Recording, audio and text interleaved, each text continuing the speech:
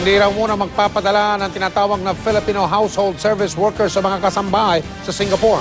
Ang Association of Licensed Requirement Agencies for Singapore o ALRAS, gusto raw kasi nilang disiplinahin ng ilang recruitment agency dito sa Pilipinas pati na dun sa Singapore na naniningil pa rin ng placement fee. Nakatutok si Tricia Zafra. Ngayong araw sana malalaman ng magkaibigang Renalyn at Sally ang detalye ng kanilang flight patungong Singapore para maging household service workers. Pero bigo sila. Isa kasi ang kanilang recruitment agency sa mga hindi muna magpapadala ng helpers sa Singapore. Nanghihinayang rin, pero okay lang naman. Mag-aantay lang rin naman ako.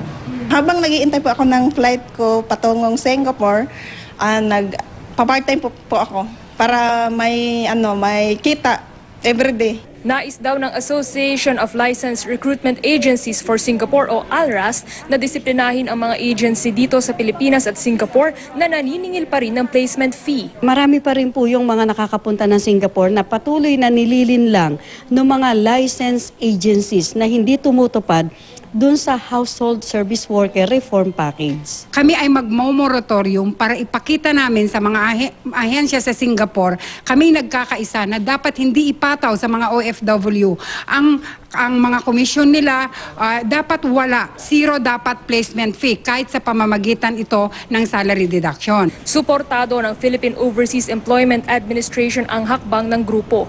Noong nakaraang taon daw, sa mahigit 100 recruitment agencies na tinanggalan ng lisensya, 4 na po rito ang dahil sa paniningil ng placement fee.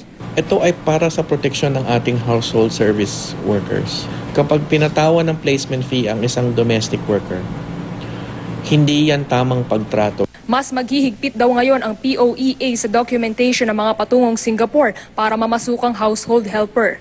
Kung merong nagpresenta ng OFW dito for processing namin, ay bubusisiin pa rin namin yung kanilang dokumento katulad ng dati. Tatanungin namin yung worker mismo kung bakit ano ito, ikaw ba isiningil ng placement fee. Ayon sa ALRAS, tinatayang may 5,000 ang nakapila para mag-apply sa household services sector sa Singapore.